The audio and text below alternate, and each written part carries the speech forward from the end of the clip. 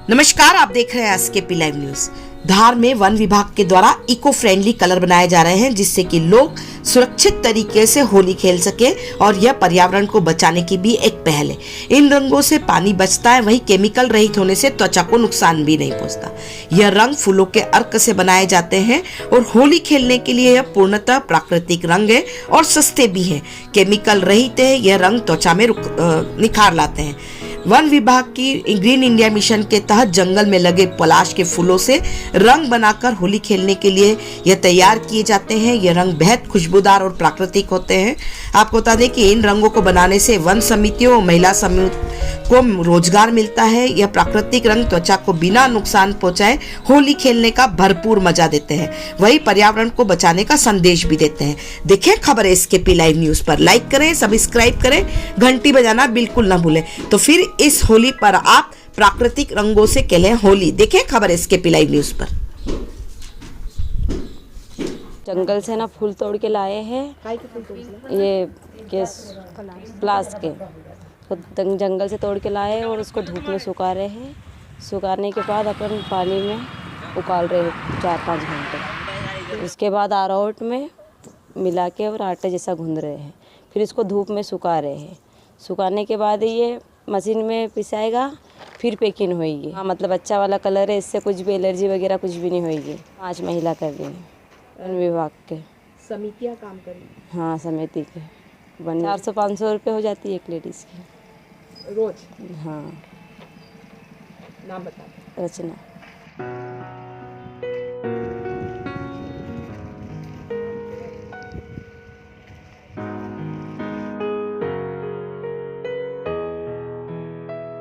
ये मैडम प्राकृतिक रूप से ये जो है स्किन एलर्जी वगैरह से इससे नहीं होती है। और दूसरी बात क्या है, ये प्राकृतिक गुलाल बनाया गया है, हर्बल गुलाल, ग्रामोन समिति खड़गमाल के द्वारा। और ये आजीविका मिशन के तहत ग्रामीणों को इससे इनकम भी होती है। आजीविका के तहत कुछ रोज़गार भी प्राप्त होता है और कुछ ये नेक्स्ट टाइम ये स्वयं अपने जो है खुद भी बनाकर जो है इस प्रकार सेलिंग कर सकते हैं। मेरा नाम प्रवेश पाटीदार, फॉरेस्ट रेंजर, वन प्रक्षेत्र धार से हूँ। यहाँ प्रतिवर्ष हम ग्राम वन समितियों के माध्यम से पलाश, जिसको कॉमन भाषा में खाकरा या टेसू भी कहते हैं, उसके फूल इकट्ठे कराते हैं।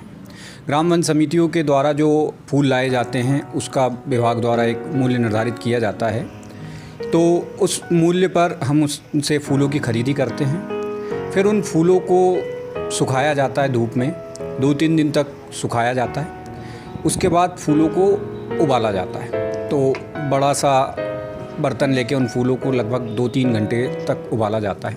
उसके बाद फूलों का पूरा रंग अर्क में या पानी में चला जाता है और उसके बाद उन सूखे फूलों को हटाकर उस अर्क को अरारोट पाउडर, जो एक तरह से मक्का स्टार्च होता है, उसमें मिलाया जाता है। अच्छे से मिला के फिर उस पाउडर को सुखाकर मिक्सर में पीसा जाता है और उसको छानकर प्राकृतिक रूप से गुलाल तैयार किया जाता है। 3 अलग अलग रंग मिल जाते हैं। ज़्यादा डार्क करना, जैसे हम केसरिया करना चाहें तो अर्क की मात्रा ज़्यादा लेनी होगी।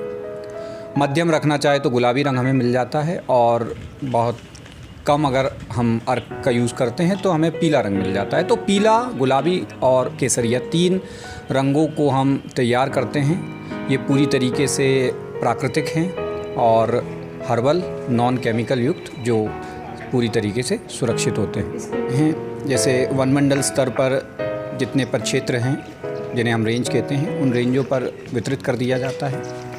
अलग अलग विभाग अपने स्टॉल भी लगा देते हैं, जिसमें स्टाफ की नियुक्ति कर 100 ग्राम और 250 ग्राम 2 पैकेट हमने तैयार किए हैं। हम जंगल से पलाश के फूल तोड़ के ला के सुखाकर, अच्छे से सुखाकर उसको पानी में उबाल कर 3-4 घंटे उबालने के बाद उसका पानी निकालने से फिर अरारोट में पानी मिलाकर उनको अच्छे से मिलाकर फिर सुखाते उस आटे को, फिर छान कर पैकिंग करते हैं।